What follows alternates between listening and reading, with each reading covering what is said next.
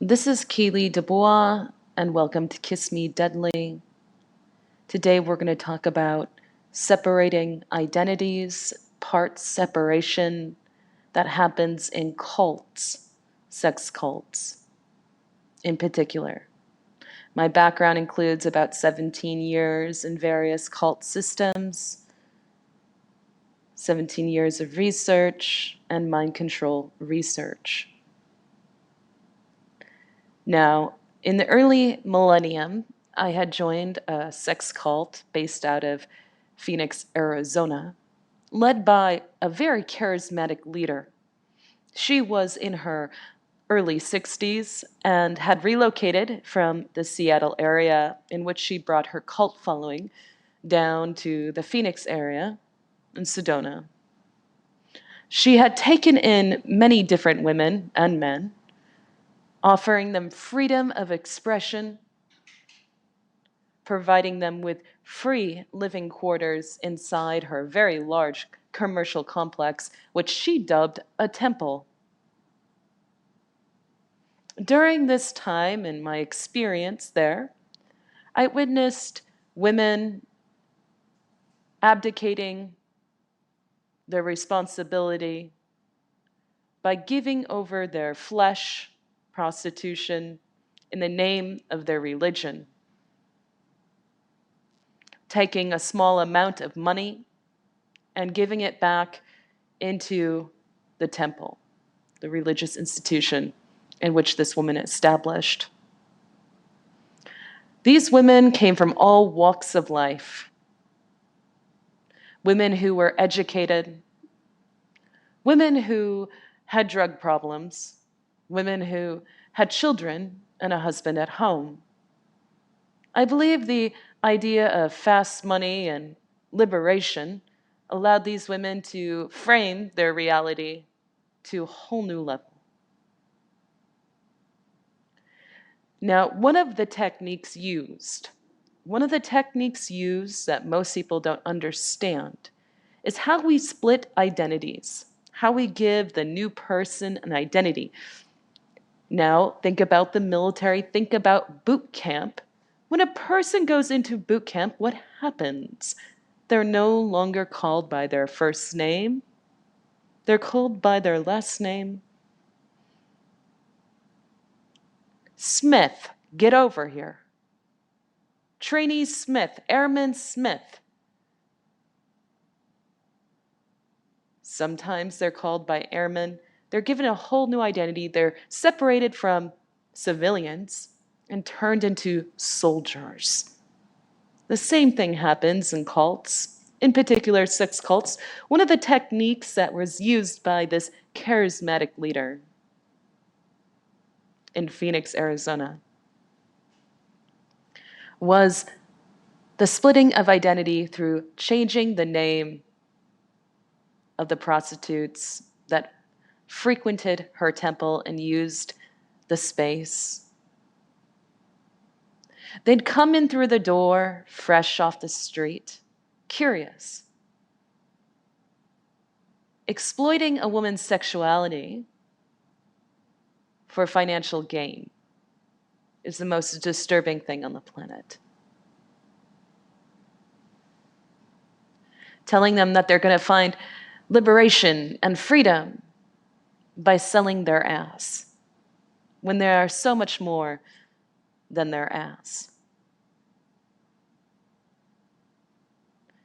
Now, these women were given a deck of goddess cards to scroll through and choose which one intuitively, whatever that presupposes, stood out to them, in which they would take on the name and the identity of these deities, of these female goddesses. The moment they walked through the door of that temple, they were to no longer be Amber or Brittany or Susan. No, they were Shakti or some other random esoteric name that really didn't make sense to begin with in their culture. To embody a hallucination is a very interesting idea, is it not? To embody a deity is a very interesting hallucination, is it not? So as I watched these women become an embodied goddess, were they empowered more often? Sure. They were empowered by becoming someone other than who they were, which is insidious.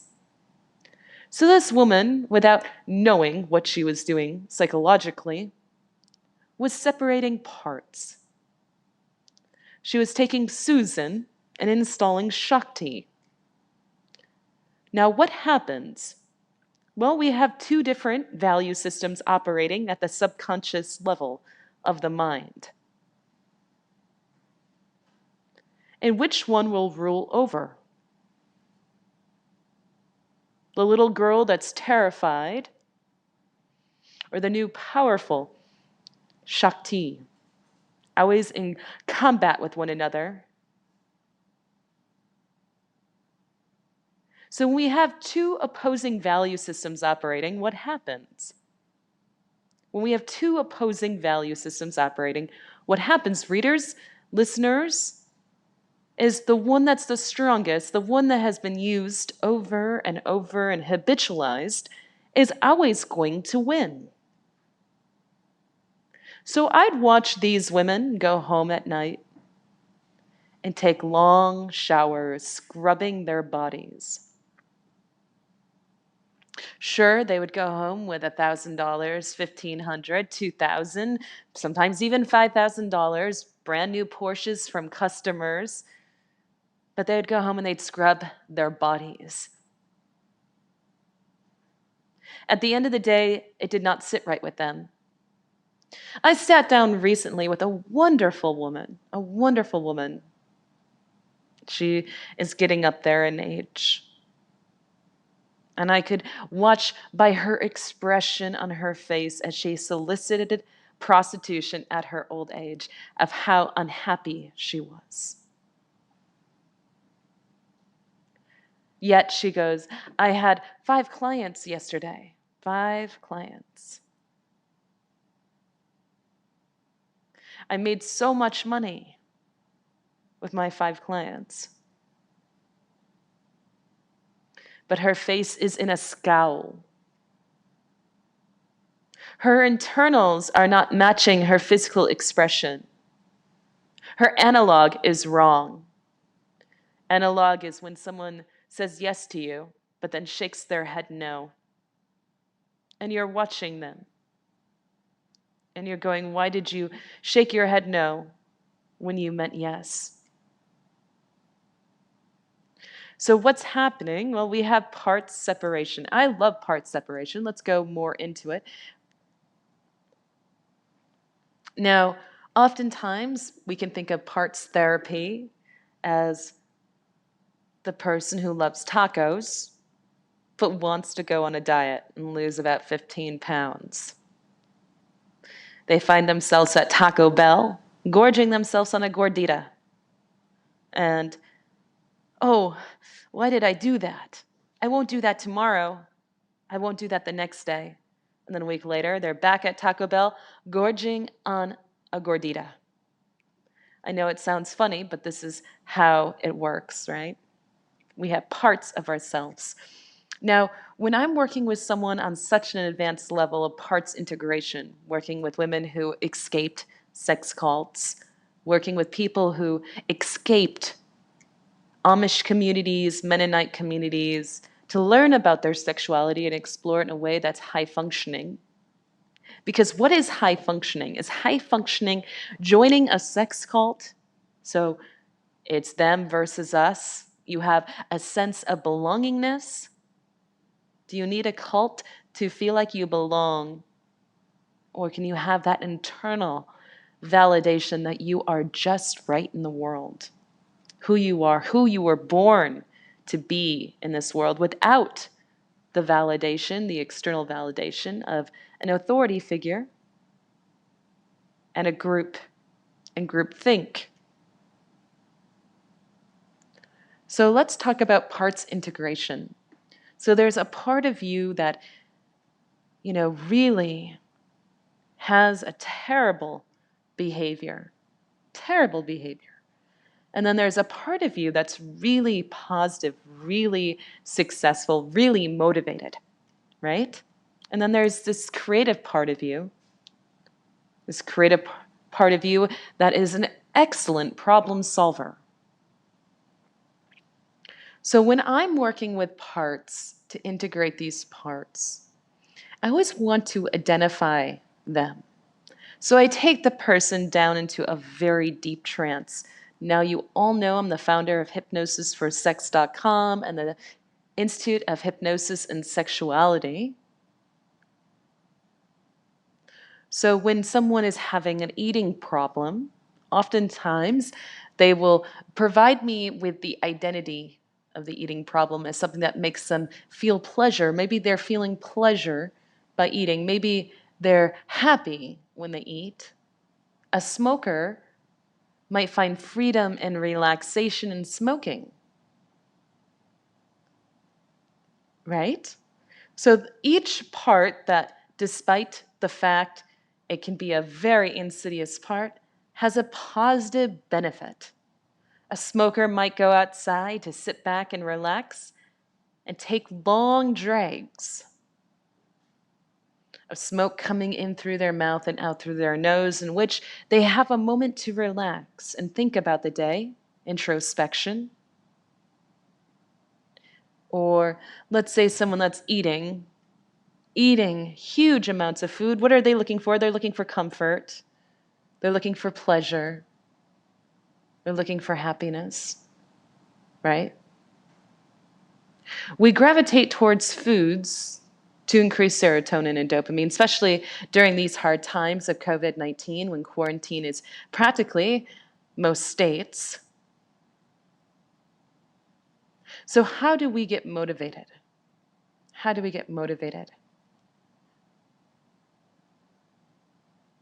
I like the W questions. What, when, where, who, why, how? And what is the part of you, what's its purpose? And how does it accomplish that purpose? Is that purpose meaningful? Is it serving you in the right ways or not the right ways? What do you want? When? Where will it happen?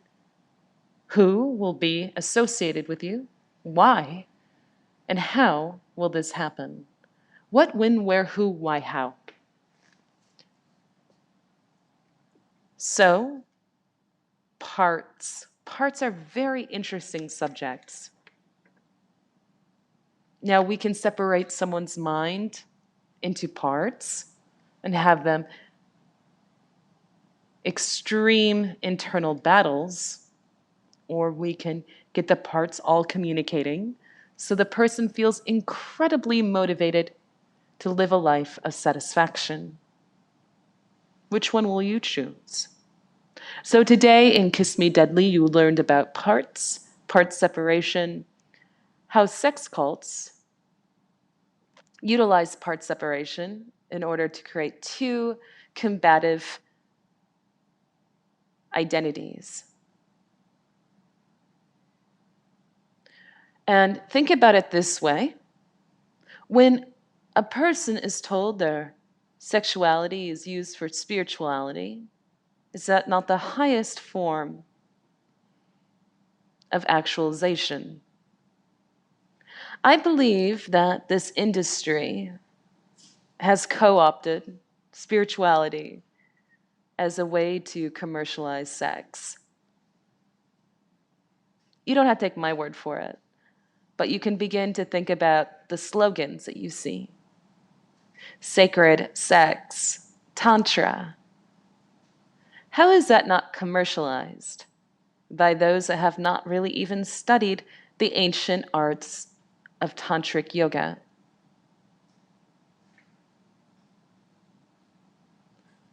I'll leave you with that thought.